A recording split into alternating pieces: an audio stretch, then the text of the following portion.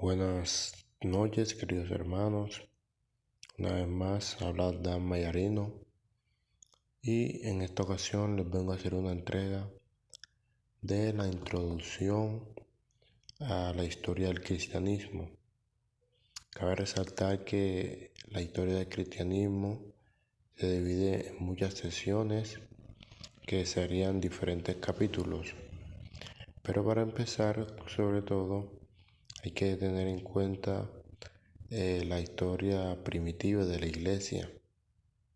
Sabemos que el Señor Jesús vino a este mundo, constituyó a sus apóstoles, eligió a sus 12 apóstoles y le dejó las instrucciones de cómo deberían mantener la iglesia y de cómo deberían mantener el orden.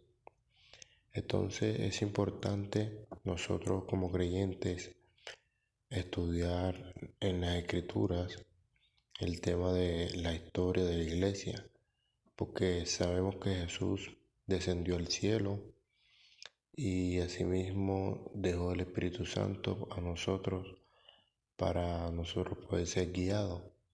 También dejó los apóstoles y los apóstoles instruyeron a los demás discípulos de los apóstoles y establecieron diáconos, ancianos, gobernantes y establecieron concilios y establecieron diálogos entre sí. Entonces la iglesia es un cuerpo unido. ¿Por qué es importante la historia de la iglesia? Es importante para nosotros cristianos, primero porque continúa con la historia de la fidelidad de Dios con su pueblo, que se halla en las Sagradas Escrituras, es decir, la Biblia. Registra la vida progresiva y la obra de Cristo en nuestro mundo. Segundo, nos recuerda de todo el camino por donde nos ha traído Jehová para darnos a conocer a nuestros hijos. Tercero, ayuda a iluminar y a clasificar lo que creemos, preveyendo en un contexto para evaluar nuestras creencias y prácticas, conforme a las enseñanzas de la Iglesia de todas las edades. Cuarto, es un antídoto contra el error, pues parece que no existen nuevas herejías, sino las antiguas disfrazadas de nuevas.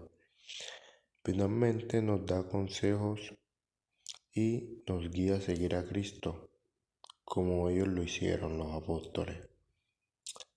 Al hacer esto promueves la naturaleza y la madurez de nuestra madurez espiritual y una súplica de corazón a Dios para reforme y avive su iglesia.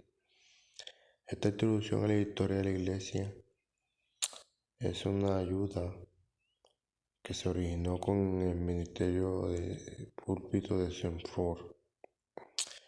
Entonces, esto es de vital importancia a la historia de la iglesia cristiana y nosotros conocer nuestros orígenes.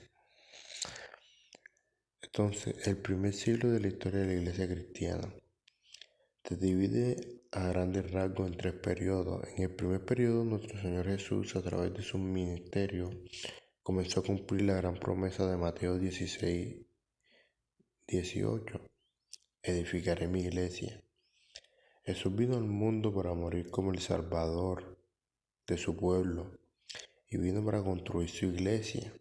O sea, Jesús vivió y sirvió, hizo sus obras poderosas, dio sus enseñanzas y mandamientos. Murió y se levantó entre los muertos para cumplir su promesa.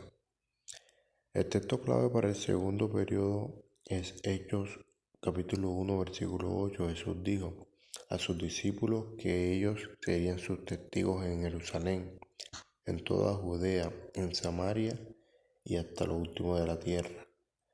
De la manera como lo narra Hechos, nos lleva por un lapso de 20 a 30 años y registra cómo la promesa de Jesús se cumplió.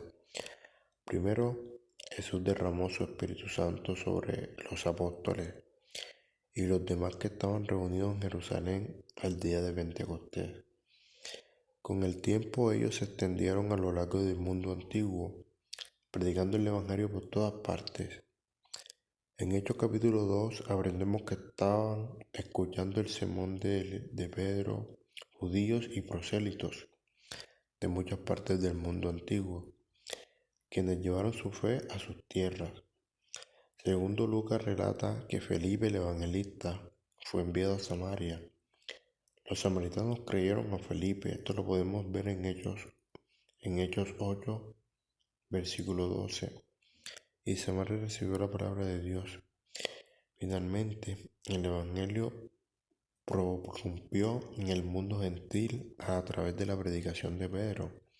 Esto lo podemos ver en Hechos 10, versículo 11. Y desde entonces, a pesar de los reveses, nunca ha parado en su progreso hacia los fines de la tierra. Sabemos el ministerio posterior de Pablo.